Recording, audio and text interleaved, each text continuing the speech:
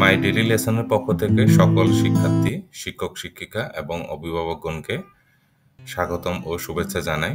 আজকে আমরা সপ্তম শ্রেণী গণিত বিষয়ে অনুপাত সমানুপাত যে অধ্যায়টা আছে আমাদের, পৃষ্ঠা হচ্ছে 85 পৃষ্ঠা।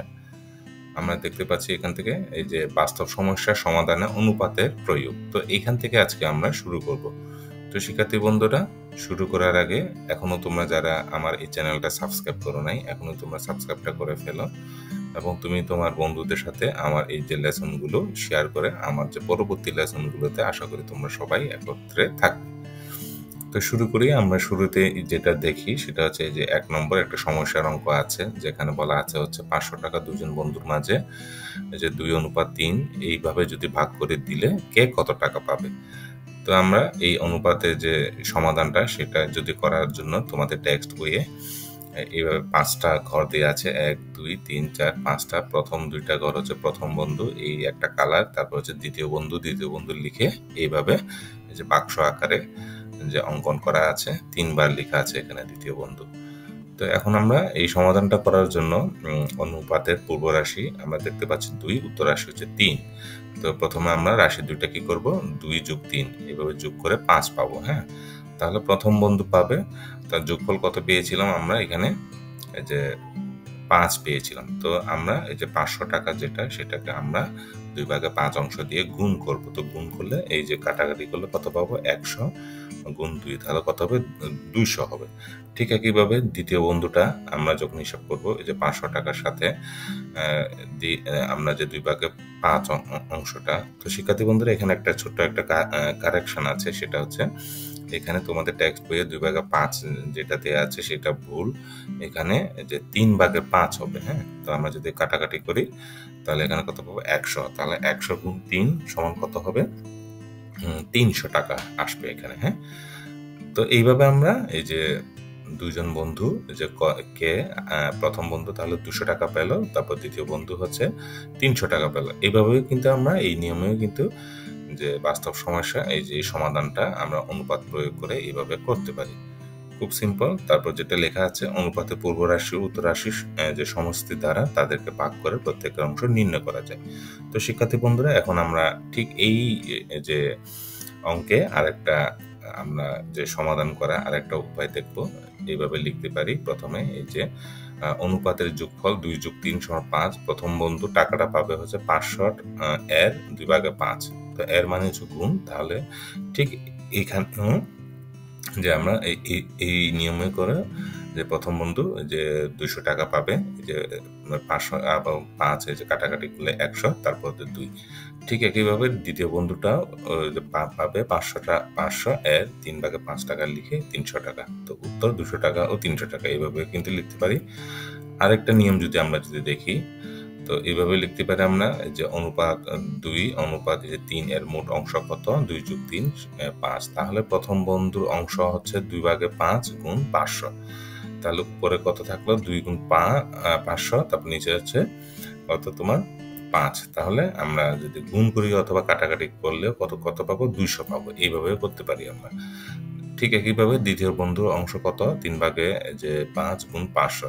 এইভাবে করে আমরা 300 টাকা এই নিয়মে করতে পারি। সুতরাং প্রথম বন্ধু পাবে 200 টাকা, দ্বিতীয় বন্ধু পাবে 300 টাকা। এখন যদি আমরা আরেকটা নিয়ম যদি দেখি, আরেকটা উপায়ে, নিয়ম না সরি, প্রথমে আমরা অনুপাতের মোট অংশ বের করতে পারি এভাবে যে 2 + 3 = 5। অনুপাতের মোট অংশ এভাবে লিখতে পারি। এখানে 2 এবং 3 হলো বন্ধুদের অংশের সংখ্যা। হ্যাঁ, 2 হচ্ছে প্রথম বন্ধুর অংশ, 3 হচ্ছে দ্বিতীয় বন্ধুর অংশ, এভাবে আমরা ধরতে পারি। তারপর হচ্ছে তাহলে বন্ধুদের মাঝে 2:3 অনুপাতে এইভাবে 500 টাকা ভাগ করলে প্রতি অংশের মূল্য হবে হচ্ছে এই যে 500/5 সমান কত, 100 টাকা। অতএব প্রথম বন্ধু পাবে, এইভাবে লিখতে পারি, 2 গুণ 100 সমান কত, আমরা 200 টাকা, এইভাবে আমরা লিখতে পারি।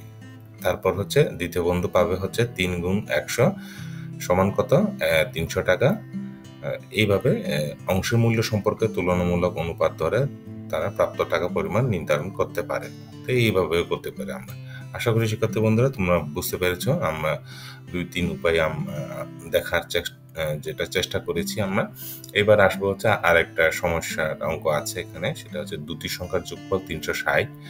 সংখ্যা দুটির অনুপাত 4 এই যে 4 অনুপাত 5 হলে সংখ্যা দুটি নির্ণয় করো। তো নিচে ফাঁকা জায়গায় অনুপাতের বাক্স অঙ্কন করো।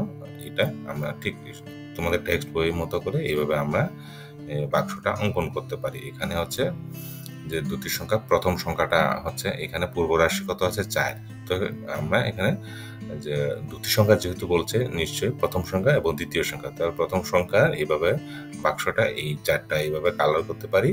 ঠিক একইভাবে যে অপর সংখ্যাটা অথবা দ্বিতীয় সংখ্যাটা, এই যে দ্বিতীয় সংখ্যা লিখে 1 2 3 4 5 এই 5টা এই যে বাক্সে এইভাবে আমরা এই কালারে অঙ্কন করতে পারি।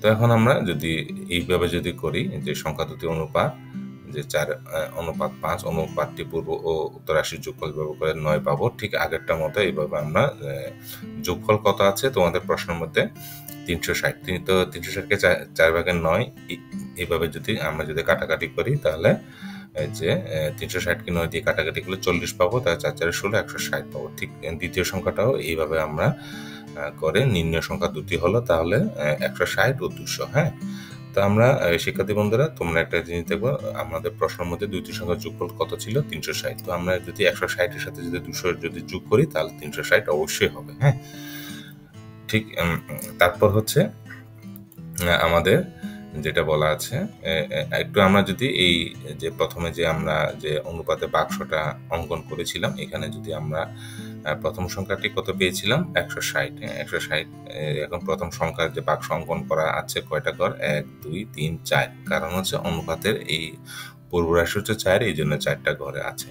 তো আমরা 160টাকে সমান যদি 4 দিয়ে ভাগ করে যদি 40 40 40 যদি বসাই দিই তাহলে এইভাবে আমরা বসাইতে পারি, বসিয়ে দেখতে পারি। হ্যাঁ, ঠিক একইভাবে দ্বিতীয় সংখ্যাটা ছিল কত, দ্বিতীয় সংখ্যাটি হচ্ছে 200। ঠিক একইভাবে আমরা যদি এখানে কয়টা আছে ঘর 1 2 3 4 5, তাহলে আমরা এভাবে এই যে 40 এই যে আরেকটা 40 একটা 40 আরেকটা 40 তার যোগ করলে আমরা কত পাবো 200। এইভাবে কিন্তু এই অনুপাতে বাক্স অঙ্কনের সাহায্যে কিন্তু আমরা এটা বসিয়ে দেখতে পারি।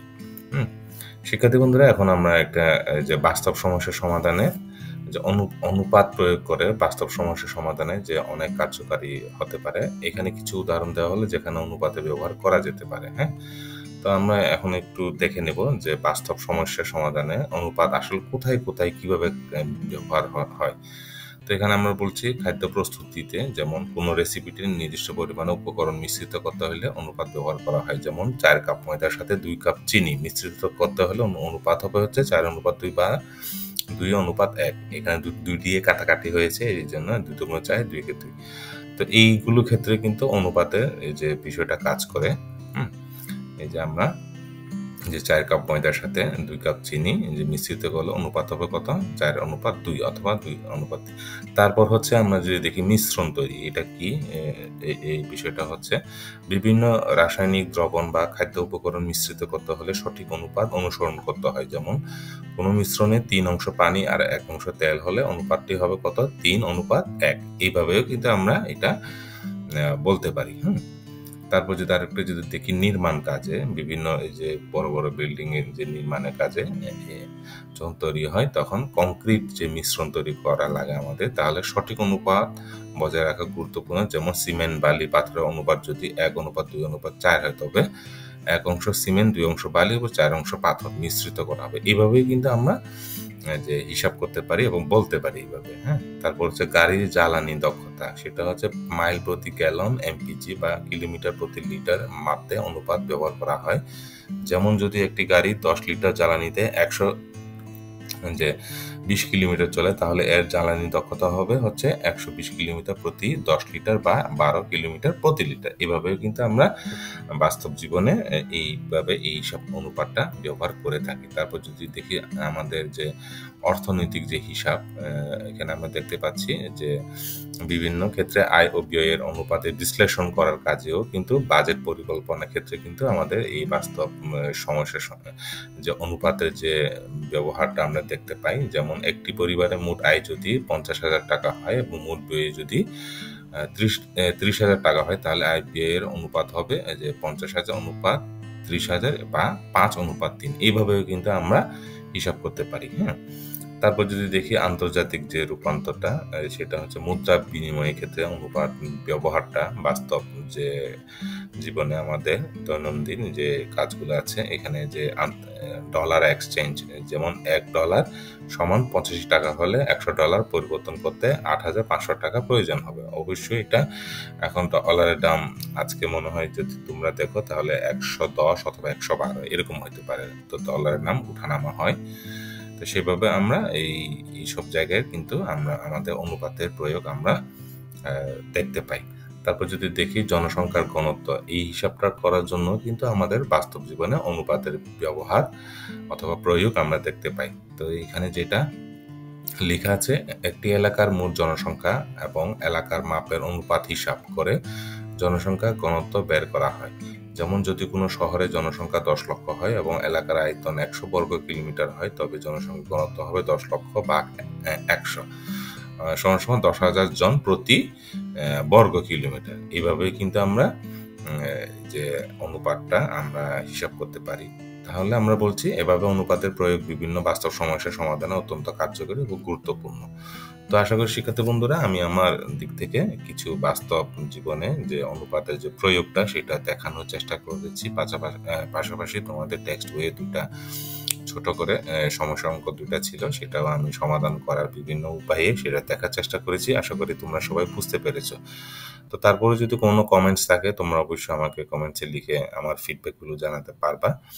তো আজকে এই পর্যন্ত। তোমরা সবাই অবশ্যই ভালো থাকবে। সবাইকে অসংখ্য ধন্যবাদ।